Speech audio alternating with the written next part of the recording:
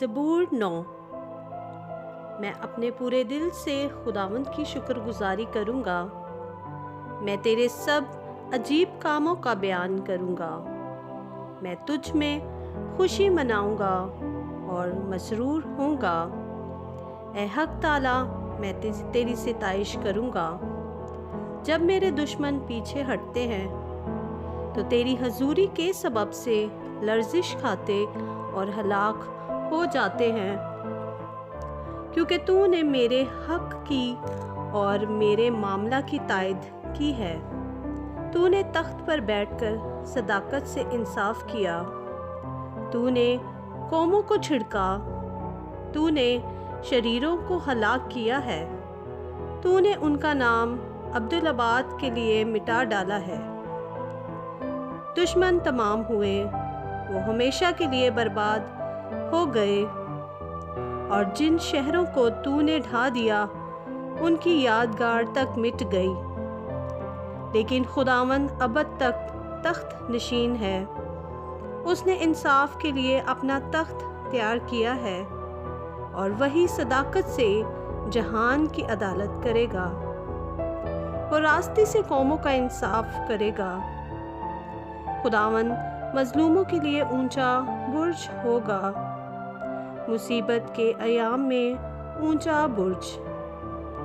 اور وہ جو تیرا نام جانتے ہیں تجھ پر توکل کریں گے، کیونکہ اے خداوند تو نے اپنے طالبوں کو ترک نہیں کیا۔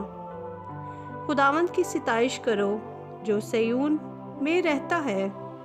لوگوں کے درمیان اس کے کاموں کو بیان کرو، کیونکہ خون کی پرستش کرنے والا ان کو یاد رکھتا ہے۔ وہ غریبوں کی فریاد کو نہیں بھولتا۔ اے خداوند مجھ پر رحم کر، تو جو موت کے پھاٹکوں سے مجھے اٹھاتا ہے۔ میرے اس دکھ کو دیکھ جو میرے نفرت کرنے والوں کی طرف سے ہے، تاکہ میں تیری کامل ستائش کا اظہار کروں۔ سیون کی بیٹی کے پھاٹکوں پر میں تیری نجات سے شادمان ہوں گا۔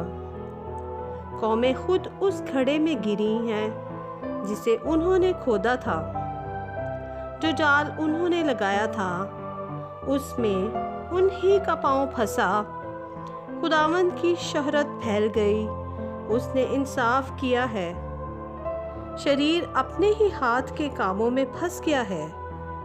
شریر پاتال میں جائیں گے، یعنی وہ سب قومیں جو خدا کو بھول جاتی ہیں، کیونکہ مسکین سدا بھولے بسرے نہ رہیں گے، نہ غریبوں کی امید ہمیشہ کے لیے ٹوٹے گی۔ اٹھ اے خداوند، انسان غالب نہ ہونے پائے۔ قوموں کی عدالت تیرے حضور ہو۔ اے خداوند ان کو خوف دلا۔ قومیں اپنے آپ کو بشر ہی جانیں۔ آمین۔